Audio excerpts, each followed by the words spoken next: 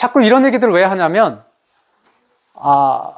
내가 어떤 다짐들을 하고 기존에 있던 것들을 좀 바꿔나가려고 노력을 해요. 근데 그럴 때에는 행동이 반복되기 전에 반드시 있어야 되는 것들이 개념을 형성해야 된다. 나만의 개념들이 형성이 돼야 되는데, 그 강한 개념들을 형성하기 위해서는 여태까지 연구들이 축적되어 있는 것들이 있어요. 그것에 대해서 접근해서 이해하고 내 것으로 만드는 노력들이 필요해요. 그러면 내가 흔들릴 때 실제로 나를 잡아주는 역할을 하거든요.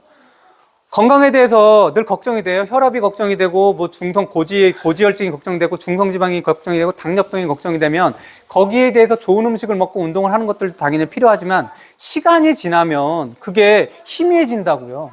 그렇죠? 그래서 지난번에도 말씀드렸지만, 내가 의지를 세우고 결연하게 의지를 세운다고 하더라도, 또는 다짐을 한다고 하더라도 시간이 지나면 희미해진다고 그랬잖아요. 예를 들어서 어떤 게 있었냐면, 작년부터 제가 교실에서 조금 어려우면 튀어나오는 친구를 내가 1년 동안 데리고 다닌 친구가 있었어요. 지금 5학년이에요. 여기 있는 친구인데. 거의 매일 제가 데리고 2시간, 3시간 이상 책을 같이 읽었거든요. 지금도 힘들죠. 그런데 그 친구가 5학년이 돼서 너 무조건 경제금융 동아리 들어와라 이렇게 약속을 했어요. 작년에 뭐 어쨌든 안면이 있으니까 그렇게 했다 그래서 신청해서 들어왔어요. 근데 그 행동들이 바뀌지 않죠. 게임은 엄청나게 많이 오래 하고 아이들하고 다툼도 많았었던 친구인데, 그러면서 맨 처음에 하루 왔어요. 근데 지금 4-5번 오는데 그 다음에 계속 안 왔어요. 지난주에 원래 수요일마다 하잖아요. 지난주에 수요일을 해서 목요일날 제가 교문에 있었으니까 목요일날 그 친구가 등교하고 있을 때 지난주에 왜 안 와서 따지지 않았어요. 다음엔 꼭 와 그랬을 때 그 친구가 뭐라 그랬냐면, 저를 보는 게 미안하잖아요. 그럼 그 친구는 무조건 가요 선생님 이런 거 다음 3번 빠졌으니까, 그래 다음 주에 무조건 와. 오늘이 또 만났어요. 오늘이잖아요. 저기서부터 얼굴이 찡그러져 있는 거예요. 오기 싫잖아요. 제가 딱 오늘 와 그랬더니 얼굴이 다 찡그러져 있는 거예요. 제가 지난번에 야구 선수들 재계약했을 때 똑같은 거라고 했잖아요. 저를 뽑아주셔서 또 계약해줘도 감사합니다. 눈물을 흘리면서 정말 열심히 하겠습니다. 그거는 진짜 보잘것없다 그랬잖아요. 감동적인 모습이고 장면이지만 시간이 지나면 임박하면 또 그 예전에 하지 않았던, 연습하지 않고 게을렀고 나태했던 그 모습이 또 반복이 된다라는 거예요. 이 친구도 목요일 날은 목에서부터 생각해보니까 금, 토, 일, 월, 화 앞으로 한 5일, 6일 남았잖아요. 그때는 미안하니까 선생님 반드시 갈게요 그러고 웃고 그랬는데, 오늘은 저기서부터 저를 보더니 얼굴이 완전히 표정이 일그러져 있는 거예요. 사람이 늘 그런 거예요. 다짐은 아주 미약하더라. 열의와 열정들 아주 미약해지고 시간이 지나면 금방 지워진다라는 거예요. 그래서 주기적으로 반복을 해줘야 돼요. 그래서 내가 정말 건강해지고 싶어, 건강에 관계된 책들을, 내가 좋아하는 책들을 읽어보시고 좋은 거 하나 사셔서 늘 시기가 지나면 반드시 읽어보세요. 반드시. 그거를 몰라서가 아니라 다시 보면 다시 의지가 생기고 다시 열정이 생기고 행동을 할 수 있는 힘이 생긴단 말이에요. 그거는 늘 반복하셔야 돼요. 나는 내 의지는 워낙 강해. 그렇지 않아요. 시간이 지나면 다 약해져요.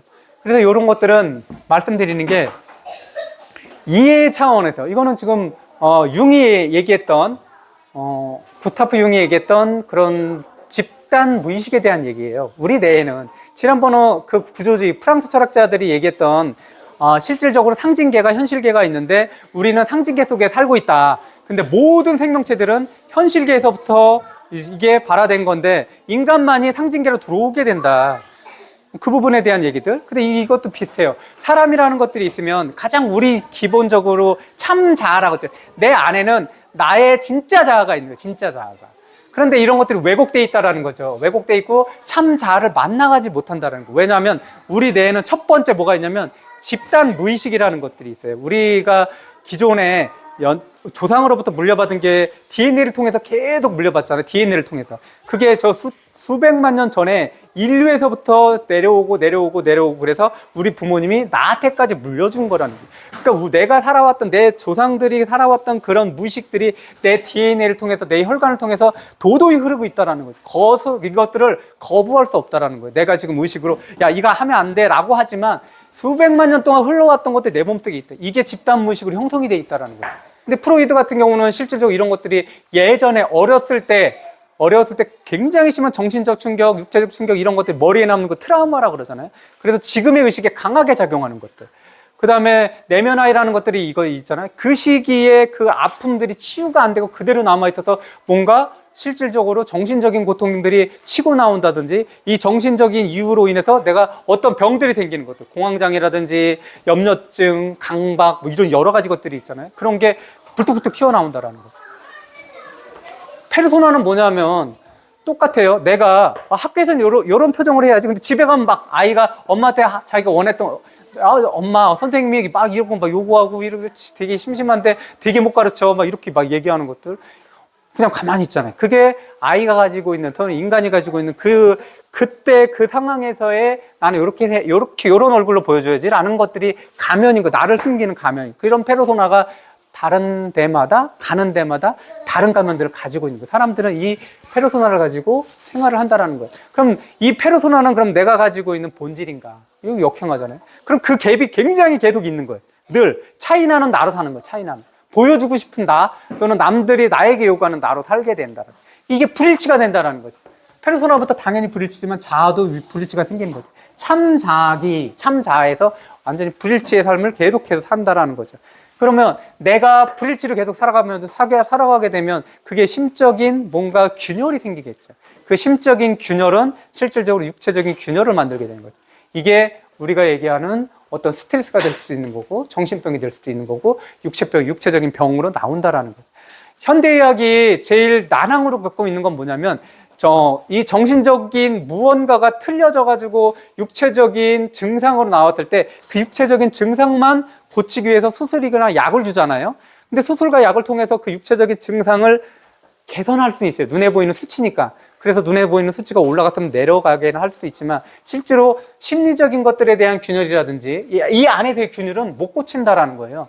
그러면 지금은 혈압이 올라갔지만 나중에는 당뇨가 올 수도 있는 거고 나중에는 심정지가 올 수도 있는 다른 거로 나온다라는 거예요. 그럼 우리는 기본적으로 어떻게 해야 되는데 이 안에 있는 흐트러진 것들을 하나로 통일시켜야 된다. 이게 융이 얘기하는 것들이고 그 하나로 통일되는 것들 너무 흐트러져 있잖아요. 참자기에서부터 여기까지 다.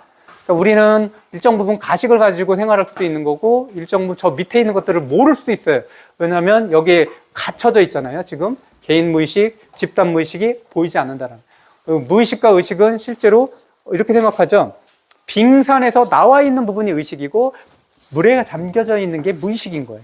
훨씬 더 많은 것들이 무의식에 잠겨져 있는데 우리는 무의식을 들여다볼 수가 없어요.